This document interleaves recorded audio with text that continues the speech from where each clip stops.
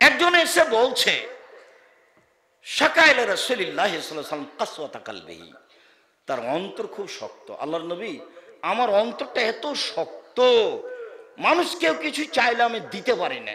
যেমন দেখেন আপনার স্বভাবটা, আপনার নিজের স্বভাবের কথা আমি বলছি। আপনি বাড়ি থেকে বের হন, যখনই ফকির সামনে আসে তখন আপনি খালি বলেন মাফ করো, মাফ করো। ও কি অন্যায় করলো, খালি দিন রাত মাফ করার কথা বলছেন কেন? আবার আপনার স্বভাব আপনি নিজেই জানেন। দুপুরের সময়তে বাড়িতে ঢুকছেন আর দেখছেন যে দেখবার দরজাটা ঘেরে একটা মহিলা বসে আছে, ভিক্ষিকা। তা আপনি বলছেন সরো সরো, ঝামেলা তাড়াহুড়ার সময় রাস্তা ঘেরে বসে আছে। এটা হলো আপনার চরিত্র, এইটা আপনার অবস্থা। অথচ আল্লাহ বলছেন সাবধান, ফকির ফকির, মহিলা পুরুষ, ভিক্ষুক ভিক্ষিকা, এদের তিরস্কার করো না, এদের ধমক দিও না, এদের তিরস্কার করো না, এদের ধমক দিও না। হাতিতে চড়ে যদি ফকির আসে তবু আপনি ধমকাবেন না, কিছু উপদেশ দিয়ে 10টা টাকা দিয়ে বিদায় করে দেন। ফকিরকে মাফ করেন, এই কথা বলতে হবে না। যদি গরিব মানুষ হন, বাড়ি থেকে বের হবেন খুচরা টাকা 2 টাকা নিয়ে, 100 টাকা 50 টাকা খুচরা করে নেবেন 2 টাকা। যদি তার চেয়ে একটু পয়সা পাতি বেশি থাকে তাহলে 5 টাকা করে খুচরা করে নেবেন। তার চেয়ে যদি বেশি টাকা পয়সা থাকে 10 টাকা করে খুচরা করে নেবেন। পকেটে আপনার থাকবে 200 টাকা খুচরা। সারাদিনে আপনি ফকির মিসকিনকে দিয়ে শেষ করতে পারবেন না, দেখবেন বিকেলে কিছু আছে। এই স্বভাবই পরিবর্তন করতে হবে, দেওয়া শিখতে হবে, এই কথাই ঠিক। রাসূল সাল্লাল্লাহু আলাইহি ওয়াসাল্লাম বলছেন আল ইয়াদুল উলিয়া খায়রুম মিন ইয়াদিস সুফলা, দেওয়া হাত ভালো নেওয়া হাতের চেয়ে, দেওয়া হাত ভালো নেওয়া হাতের চেয়ে। ইবাদতের জগতে সবচেয়ে দামি, শক্তিশালী, পাওয়ারফুল ইবাদত হলো দান। এত শক্তিশালী ইবাদত পৃথিবীতে নেই। সালাত, নামাজ ব্যতিক্রম ইবাদত, এ কথাই ঠিক। সালাত আদায় আপনি করলেন, আপনার মা মারা গেছে, সালাত দিয়ে আপনি আপনার মায়ের কোনো উপকার করতে পারবেন না। ইবাদতের জগতে সবচেয়ে দামি ইবাদত সিয়াম, রোজা, এ কথাই ঠিক। সিয়াম পালন করে আপনার মা মারা গেছে, আপনি তার কোনো উপকার করতে পারবেন না। সারা দুনিয়ার মাঝাবি মানুষেরা, অন্তত ভারত, বাংলাদেশ, পাকিস্তানের মাঝাবি মানুষেরা বাপ মায়ের নামে হিফজখানা থেকে ছেলে ডেকে নিয়ে এসে কোরআন মাজিদ পড়িয়ে ওর বাপের কবরে বক্সিয়ে দিল। সারা দিন যদি কোরআন মাজিদ পড়ে পড়ে তার বাপের কবরে বক্সাই, 1 পয়সা উপকার হবে না। হিফজখানার ছেলেরাকে নিয়ে এসে কোরআন মাজিদ পড়ে বাপের কবরে বক্সানো যেমন, বাবু আর মাঝি, বাবু বলল মাঝি সাঁতার জানিস বাবু? না রে বাবু না, আমি তো সাঁতার জানি না। তো মাঝি বলছে বাবু এখন কেন কাবু, এখন দেখি তোমার জীবন 16 আনাই মিছে, 16 আনাই মিছে জীবন। সম্মানিত দিনী ভাই বোন, বলছিলাম অন্তর নরম করেন। তো অভিযোগ করল আল্লাহ রাসূল, অন্তরটা আমার খুব শক্ত, খুব শক্ত। তা আল্লাহ রাসূল বলছেন আচ্ছা আচ্ছা ঠিক আছে ঠিক আছে, আত এমিল মিসকিন অমসে রাসাল ইয়াতিম ইয়ারিকু কালবু, তুমি এতিমের মাথায় হাত বোলাও। এটা হাদিসের কথা যে এতিমের মাথায় হাত বোলাতে হয়, হাদিস সহি। আর তুমি ফকির মিসকিনকে খেতে দাও, তোমার অন্তর নরম হয়ে যাবে, অন্তর নরম হয়ে যাবে। অন্তর নরম হওয়ার কয়টা পথ? 2টা। 1, এতিমের মাথায় হাত বোলাতে হবে। 2, ফকির মিসকিনকে খেতে দিতে হবে। আল্লাহ তাআলা বলেন ওয়াল ইয়াতামা ওয়াল মাসাকিন, যারা ফকির মিসকিন তার সাথে সদাচরণ করো। ফকির মিসকিন, ফকির মিসকিন, ফালাক মাকতাহামাল আকাবা, লোকটি দুর্গম গিরিপথ অতিক্রম করতে পারলো না। অমাদরা কামাল আকাবা, মুহাম্মদ সাল্লাল্লাহু আলাইহি সাল্লাম আপনি কি বলতে পারেন দুর্গম গিরিপথ কি? আল্লাহ বলছেন লোকটি দুর্গম গিরিপথ পার হতে পারলো না। আচ্ছা মুহাম্মদ সাল্লাল্লাহু আলাইহি সাল্লাম আপনি কি বলতে পারেন দুর্গম গিরিপথ কি? আল্লাহ বলছেন লোকটি দুর্গম গিরিপথ পার হতে পারলো না। আচ্ছা মুহাম্মদ সাল্লাল্লাহু আলাইহি সাল্লাম আপনি কি বলতে পারেন দুর্গম গিরিপথ কি? আমরাই কি বুঝি দুর্গম গিরিপথ? পাথরের রাস্তা, শীতের দিন, পায়ে জুতা স্যান্ডেল নেই, এ অবস্থায় পাথরের উপর দিয়ে হাঁটতে হবে, এর নাম দুর্গম গিরিপথ। পাহাড়ি রাস্তা, পাথরের রাস্তা, প্রচন্ড শীত, তার নাম দুর্গম গিরিপথ। তো এখন আল্লাহ বলছেন আপনি কি বলতে পারেন দুর্গম গিরিপথ কি? তো আল্লাহ আর বললেন না যে পাহাড়ের এই পাথরওয়ালা পথ শীতের দিনে, এটা বললেন না। আল্লাহ বলছেন ফাক্কু রাকাবা আয়ুতামুন ফি ইয়াউমিন দিমাসগাবা ইয়াতীমান দামাকরাবা মিসকিনান জামাতরাবা। দুর্গম গিরিপথ হলো দাস দাসীকে মুক্ত করা, যা বাংলাদেশে নেই। দুর্গম গিরিপথ হলো ক্ষুধার্ত এতিমকে খেতে দেওয়া। দুর্গম গিরিপথ হলো ধুলোই মলিন মিসকিনকে খেতে দেওয়া। ফকির মিসকিন রাস্তাঘাটে পড়ে আছে যারা, এদেরকে খেতে দিল যে, দুর্গম গিরিপথ পার হলো সে জান্নাতে চলে গেছে। ফকির মিসকিন। আবু হুরায়রা রাদিয়াল্লাহু তাআলা আনহু বলেন আল্লাহ রাসূল বললেন ফিল জান্নাতে লা গোরাব ইরা জাহিরুহু মিন বাতিনিহা বাতিনুহু মিন জাহিরিহা। জান্নাতে কতগুলি এত দামি দামি উন্নত মানের পদার্থ দিয়ে তৈরি করা ঘর আছে, যার ভিতর থেকে বাহির দেখা যায়, বাহির থেকে ভিতর দেখা যায়, খালি টক টক টক টক টক করছে, খুব দামি ঘর। তো সাহাবীগণ বলছেন আল্লাহর নবী, লেমান হাজি, এত দামি ঘর কে পাবে? তখন আল্লাহ রাসূল উত্তরে বললেন, এক, যার আচরণ নরম সে পাবে। দুই, আতআমাত্তমা, যে ফকির মিসকিনকে খেতে দেয় সে পাবে। তিন, অতাবাসসিয়ামা, যে নিয়মিত বৃহস্পতিবার সোমবার প্রতি মাসে 3 দিন, আরাফার দিন, মুহররমের 2 দিন, শাওয়ালের 6 দিন সিয়াম থাকে, এরা পাবে। আজ থেকে জরুরি ঘোষণা যে আপনার জন্য ফরজ নয়, তবে আপনার জন্য জরুরি ঘোষণা যে কোনো মূল্যে আপনি বৃহস্পতিবার সোমবার সিয়াম পালনের চেষ্টা করেন। ইবাদতের জগতে সবচেয়ে দামি ইবাদত সিয়াম। চেষ্টা করেন, ফরজ নয়, তবে প্রাণপণে চেষ্টা করা উচিত বৃহস্পতিবার সোমবার সিয়াম থাকা, প্রতি মাসে 3 দিন সিয়াম থাকা, মুহররমের 2 দিন সিয়াম থাকা, আরাফার 1 দিন সিয়াম থাকা, শাওয়াল মাসের 6 দিন সিয়াম থাকা, ব্যতিক্রম ইবাদত। বলছিলাম আর কে জান্নাতে, এত দামি জান্নাতে যাবে? ওয়াসাল্লা বিল্লাইলি ওয়ান নাসুন নিয়াম, মানুষ যখন ঘুমিয়ে তখন তাহাজ্জুদ পড়তে হবে। দামি জান্নাত পর একটা মাধ্যম রাতে তাহাজ্জুদ পড়া। একজন সাহাবী রাতে আল্লাহর নবীর কাছে মেসওয়াক আর পানি উপস্থিত করেছেন। আল্লাহ রাসূল এই যে পানি থাকলো আর মেসওয়াক থাকলো, তা আল্লাহ রাসূল খুশি হয়ে গেছেন, বাহ, এ তো ভালোই বুদ্ধিমান কাজের মানুষ, ভালোই খাদেম। তো খাদেম যখন খুব কাজ করে, কথা বুঝে, মালিক তার উপরে খুব খুশি থাকেন। যেমন দেখেন, একজনের 2 জন কর্মচারী, আহমদ জি উপস্থিত, এটা করো তো, আহমদ জি উপস্থিত, এটা করো তো। বাহ, তুই তো খুব হালকা ছেলে দেখছি রে।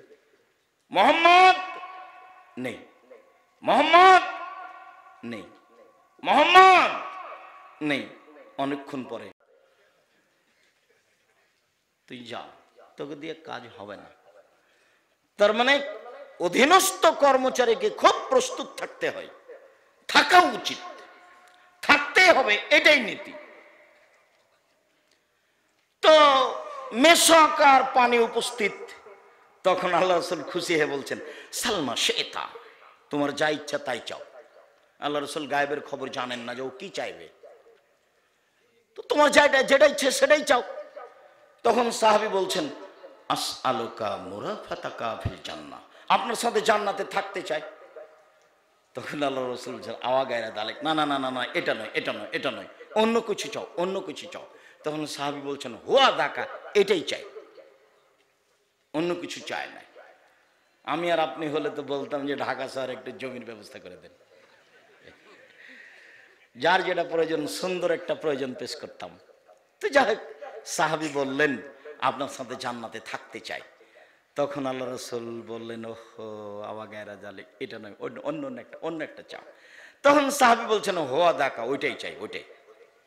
তখন আল্লাহ রসুল বললেন না, আচ্ছা ঠিক আছে দেখবো, এ কথা বললেন না, বললেন, আইনি বিকাসরাতিস সুজুদ, তাহলে তুমি আমাকে রাতে তাহাজ্জুদ পড়ে সহযোগিতা করো। রাতে তাহাজ্জুদ না পড়লে, নফল সালাত আদায় না করলে আমার সাথে থাকা যাবে না। মাসাকিন, রাসূল সাল্লাল্লাহু আলাইহি সাল্লাম বলেন, পৃথিবীর মানুষ শুনে রেখো, ওয়াসাই আলাল মাসাকিন, যারা মিসকিনের ব্যাপারে খাদ্য পানি দিতে, কাপড় চোপড় দিতে চেষ্টা করে, ওরা কাল মুজাহিদ ফি সাবিলিল্লাহ, ওয়াসাইম লা ইফতির ওয়াল কায়েম লা ইয়াফতির, আল্লাহর পথে জিহাদ করে যত নেকি পায়, ফকির মিসকিনকে খেতে দিলে তত নেকি পায়। নিয়মিত তাহাজ্জুদ পড়ে যত নেকি হয়, ফকির মিসকিনকে খেতে দিলে তত নেকি হয়।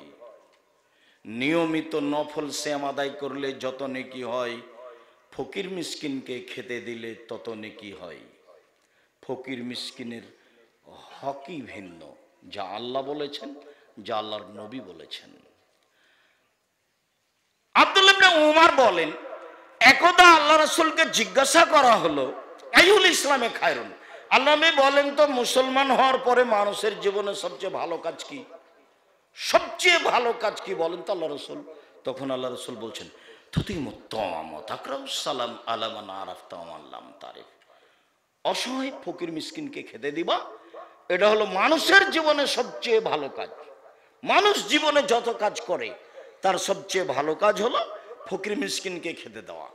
আর দ্বিতীয় ভালো কাজ হলো, যাকে চিনেন তাকেও সালাম দিবেন, যাকে চিনেন না তাকেও সালাম দিবেন। আমাদের দেশে আমরা মাওলানা মানুষ, আমাদের অধীনে যারা আছে তারা সালাম দেখ এ অপেক্ষা আমরা করি। আর যারা বিত্তশালী ধনী মানুষ নির্বাচন করে, তারা মনে করে আমাদের অধীনে যারা আছে তারা সালাম দিবে আমাদেরকে, তখন উত্তর দিব, অন্যথায় ও ওর মতো যাবে, আমি আমার মতো যাব। আল্লাহ রাসূল বললেন, সবচেয়ে বড় কৃপণ যে সালামে কৃপণ। আল্লাহ রাসূল বললেন, সবচেয়ে বড় কৃপণ, খারাপ মানুষ যে সালামে কৃপণ। আল্লাহ রাসূল বললেন, সবচেয়ে আল্লাহর কাছে ভালো মানুষ ওই যে আগে সালাম দেয়। সালাম দাও, নিরাপদে থাকবা। সালাম দাও, মান বেড়ে যাবা, মান বেড়ে যাবে। সালাম দাও, ফলাফলে জান্নাত হবে। সালাম ভিন্ন ধরনের জিনিস। মিশরে সবাই সবাইকে সালাম দেয়। এখনো যারা এমপি মন্ত্রী তারা বুঝতে পারেনি যে রিকশাওয়ালাকে আগে সালাম দিতে হবে। ওরা এটাই বুঝে আছে যে আমি আগে রিকশাওয়ালাকে সালাম দেব। মিশরে সবাই সবাইকে সালাম দেয়। মিশরে সবাই কোরআন মাজিদ পড়তে পারে। মিশরে প্রায় সবাই সিগারেট খায়। মিশরে প্রায় সবাই দাড়ি চাচে, প্রায়। সম্মানিত দিনী ভাই বোন, মিসকিন যাদের সাথে সদাচরণ করতে হবে, বিনিময় সরাসরি জান্নাত, তারা হলো ফকির মিসকিন।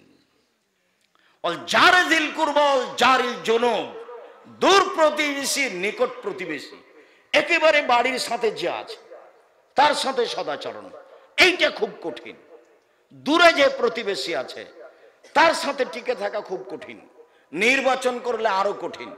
কি হয়েছে? লোকটা বলছে আমি চেয়ারম্যানে দাঁড়ালে কি হবে, আমার ভাতিজা যে আমার খুবই বিরোধী, আমার ভাতিজা ডিক্লেয়ার দিয়েছে আমার চাচা কেমনে চেয়ারম্যান হয় তা আমি দেখে ছেড়ে দিব। ওর ভাতিজার কাজই হচ্ছে ওর চাচাকে কি করা, ঠেকানো। নির্বাচন করতে গেলে সদাচরণ হারাবে। নির্বাচনে সদাচরণ হারাই, দল সংগঠনে সদাচরণ হারাই।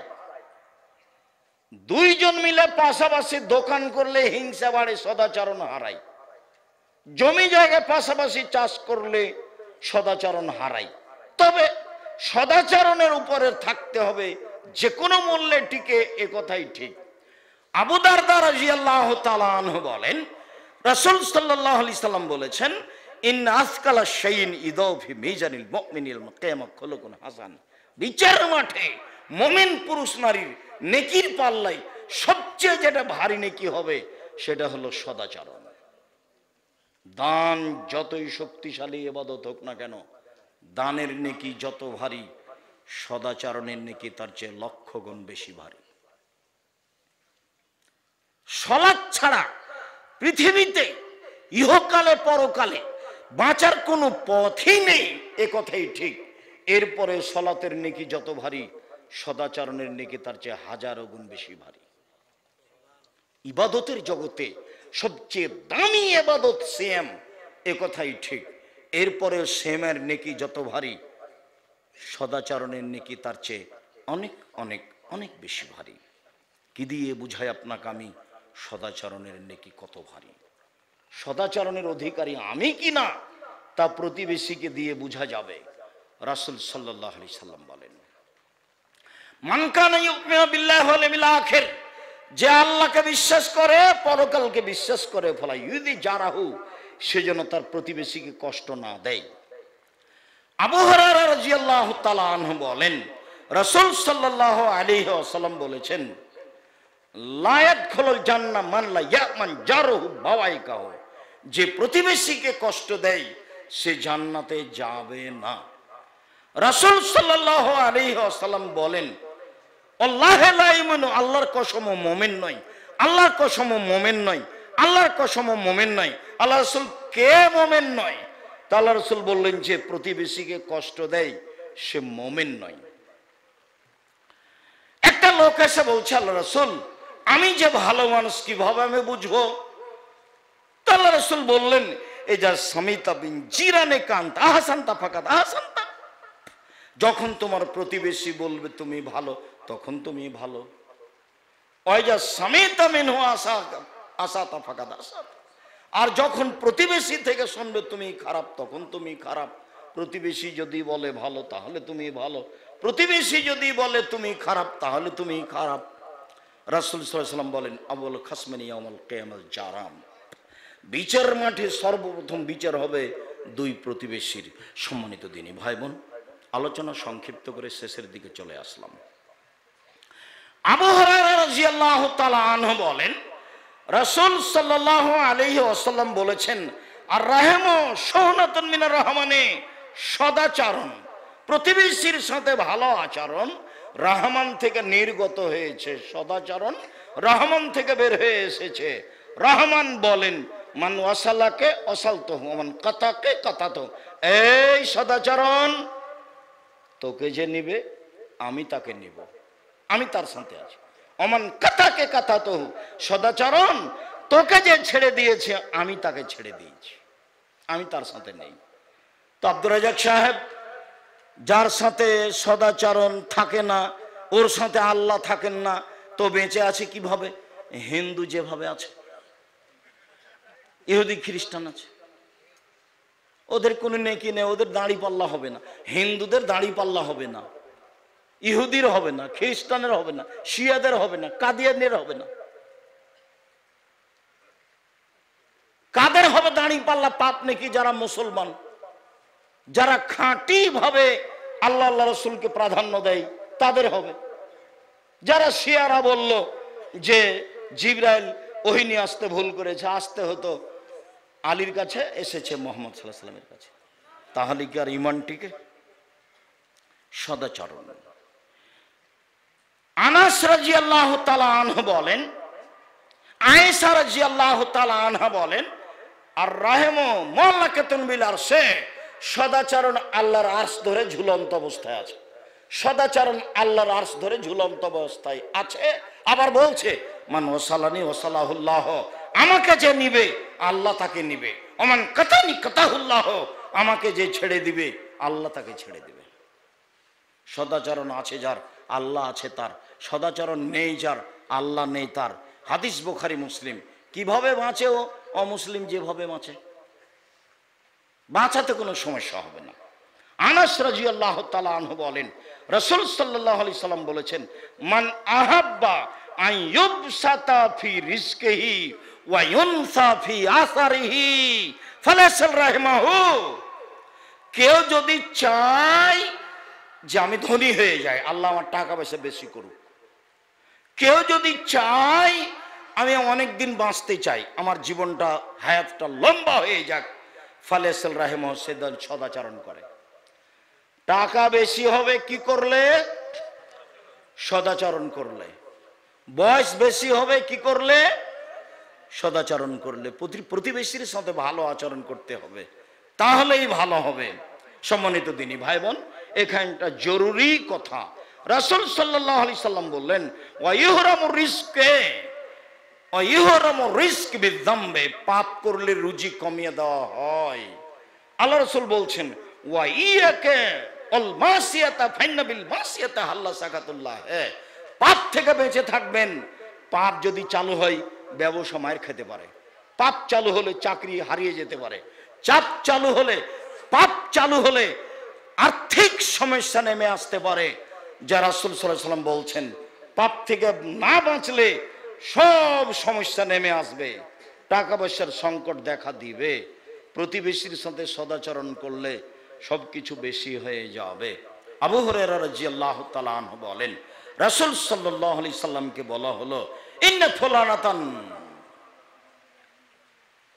তুকসারু মিন ইদকারু মিন কাসরাতি সালাতিহা ওয়া সিয়ামিহা ওয়া সাদাকাতিহা গায়রান্নাহা তুজি জিরানাহা বিলিসানিহা।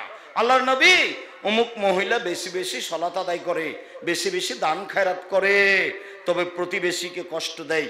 আল্লাহ রাসূল বললেন, হিয়া ফিন্নার, ও জাহান্নামে যাবে। আল্লাহ রাসূল, অমুক মহিলা বলা হয় বেশি বেশি সালাত আদায় করে না, বেশি বেশি দান খায়রাত করে না, বেশি বেশি সিয়াম পালন করে না, গায়রান্নাহা তুজি জিরানাহা বিলিসানিহা, তবে ও প্রতিবেশীকে কষ্ট দেয় না, প্রতিবেশীর সাথে ভালো আচরণ করে। আল্লাহ রাসূল বললেন, হিয়া ফিল জান্নাহ, ও জান্নাতে যাবে। সদাচরণ আছে যার, জান্নাত আছে তার। সদাচরণ নেই যার, জান্নাত নেই তার। প্রতিবেশীর সাথে ভালো আচরণ করলে ফলাফল ভালো হবে, এ কথাই ঠিক। সম্মানিত দিনী ভাই বোন, খুব কষ্ট করে প্রতিকূল অবস্থায় দীর্ঘ সময় ধরে বসে আছেন, আমি আপনাদের আন্তরিকভাবে শুকরিয়া আদায় করি। আপনারা বসে আছেন, কথাটি আমি ঢাকাতে অবগত হয়েছি, ঢাকা থেকে নিয়ে এ পর্যন্ত আসতে আছি, আপনারা বসে আছেন, জাযাকুমুল্লাহ খাইর। আন্তরিকভাবে আপনাদেরকে আমি ভালোবাসা জানাই। আল্লাহ আপনাদের কবুল করুক, আল্লাহুম্মা আমিন। আমার পক্ষ থেকে একটা জোরালো দাবি, অনুরোধ রক্ষা করবেন। জামিয়া সালাফে আপনাদের নিজস্ব প্রতিষ্ঠান, মনে করবেন না যেটা অন্য কেউ চালাই, মনে করবেন আমি চালাই। জামিয়া সালাফের জন্য একটু মন খুলে বলবেন, আল্লাহ তুমি জামিয়া সালাফে কবুল করো। আমার মনে বড় সাধ, আমি এ দেশের মাটিতে উন্নত মানের প্রতিষ্ঠান গড়বই ইনশাআল্লাহ, যেখানে ছেলে মেয়ে বাংলা, ইংরেজি, আরবি উন্নত মানের শিক্ষা অর্জন করে জাতির অন্যায়ের বিরুদ্ধে লড়বে, মুখে কলমে মিডিয়ায় লড়বে যে কোনো মূল্যে ইনশাআল্লাহ। মুখে আছি, মিডিয়া সামনে আছে, কলম পাশে আছে। জাতির শিরকের বিরুদ্ধে, বিদআতের বিরুদ্ধে, অন্যায়ের বিরুদ্ধে জীবন বাজি রেখে লড়ে যাচ্ছি, লড়বো ইনশাআল্লাহ। যেটা মাধ্যম সেটা হচ্ছে জামিয়া সালাফিয়া। জামিয়া সালাফের একটা বড় শাখা আর দাওয়া ইলাল্লাহ, তারা দেশ জুড়ে মক্তব চালু করতে চাই, শিক্ষা কার্যক্রম এবং দাওয়াতি কার্যক্রম চালু করতে চাই মক্তব ভিত্তিক। ইতিমধ্যে তারা প্রায় 300 মক্তব চালু করেছে, তারা অচিরেই সারা দেশ জুড়ে মক্তব চালু করবে ইনশাআল্লাহ। জামিয়া সালাফের একটা বড় শাখা আর দাওয়া ইলাল্লাহ, জামিয়া সালাফের একটা বড় শাখা আল ইতেসাম পত্রিকা, 12 জন মুফতি দিয়ে ফতোয়া দেখা হয়, সব বড় বড় বিদ্বান দেশ বিদেশ থেকে আসা। তারপরে জামিয়া সালাফের একটা বড় শাখা কিশলয় ছেলেরা লেখা বের করে। আপনি জামিয়া সালাফের ডাঙ্গিপাড়ায় যদি ঢোকেন, মসজিদের বাম দিক দিয়ে ঢুকবেন, তখন দেখতে পাবেন দেওয়ালিকা লেখা আছে। 3-4 ছেলেরা দেওয়ালিকা লেগেছে, পুরো দেওয়ালটা ভর্তি আছে বাংলা, ইংরেজি, আরবি, উর্দু ভাষাতে। সম্মানিত দিনী ভাই বোন, আজকে যে প্রতিষ্ঠানে এসেছেন অত্র সম্মেলনে, এই প্রতিষ্ঠানের জন্য আন্তরিকভাবে দোয়া করবেন, দানের হাত প্রশস্ত করবেন, যাতে করে প্রতিষ্ঠানটা ভবিষ্যতে আরও সবল হয়ে সুন্দর হয়ে উঠতে পারে, শিক্ষার ব্যাপারে ভালো খিদমত করতে পারে। সম্মানিত দিনী ভাই বোন, সদাচরণের অনুরোধ রেখে, বিশেষভাবে এতিম ও প্রতিবেশীর সাথে ভালো আচরণের অনুরোধ রেখে, বাপ মায়ের সাথে ভালো আচরণের অনুরোধ রেখে, শিরক মুক্ত জীবন গড়ার অনুরোধ রেখে, আন্তরিকভাবে জামিয়া সালাফের জন্য মন ভরে দোয়া করার অনুরোধ রেখে, জামিয়া সালাফের সব কাজে শরীক হওয়ার, বিশেষভাবে বই পুস্তক, গাড়িতে বই পুস্তক থাকার কথা, যদি থেকে থাকে এসে থাকে সবাই, ও গাড়িতে আছে, সব রাস্তার উপরে গাড়ি আছে, নিচে আসতে পারবে না, সব আপনারা নিয়ে যাবেন। বিশেষভাবে মাসিক আল ইতেসাম পত্রিকা কেউ ছেড়ে যাবেন না। আর আগামীকাল এগুলো সব থাকবে, প্রোগ্রাম থাকবে ইনশাআল্লাহ। যারা আসার তারা আসবেন, আসা যে কষ্ট হলেও আগামীকালকে উপস্থিত হবেন প্রোগ্রামটা সফল করার জন্য। আর আমি অবগত হচ্ছে আব্দুল্লাহ আসবে, আপনাদের খুব প্রাণের ভাই, আপনাদের খুব প্রাণের সন্তান, আপনারা খুব ভালোবাসেন মন ভরে, এটা আমি বুঝতে পারি। আব্দুল্লাহর একটা বড় স্বাদ, দেশ জুড়ে মক্তব চালু করব ইনশাআল্লাহ। ইতিমধ্যে অল্প দিনের মধ্যেই সে প্রায় 300 মক্তব চালু করেছে। দেশের প্রত্যেকটা অঞ্চলে গিয়ে, গ্রামে গ্রামে গিয়ে, বাড়িতে বাড়িতে গিয়ে মানুষকে দাওয়াত দিয়ে আমি এই মক্তব চালু করার জন্য প্রাণপণে চেষ্টা করব। এটা তোর জোরালো দাবি, নিজের সন্তান হিসাবে, নিজের ভাই হিসাবে, আর মনের সবারই বড় আশা, এই আশা বাস্তবায়ন করার লক্ষ্যে তাদের জন্য, তার জন্য আন্তরিকভাবে দোয়া করবেন। আল্লাহ তুমি আমাদের কবুল করো, আল্লাহুম্মা আমিন। আলোচনার শেষে এসে তোমার দরবারে এই জোরালো দাবি দাওয়া দোয়া রেখে আজকের আলোচনা এখানে শেষ করলাম। সুবহানাকাল্লাহুম্মা ওয়া বিহামদিকা আশহাদু আল্লা ইলাহা ইল্লা আনতা আস্তাগফিরুকা ওয়া আতুবু ইলাইক। আসসালামু আলাইকুম ওয়া রাহমাতুল্লাহ। কালো গাড়িতে বই পুস্তক আছে, সবাই দেখবেন। আসসালামু আলাইকুম। 2 দিন ব্যাপী বই মেলা হবে এখানে। তুমি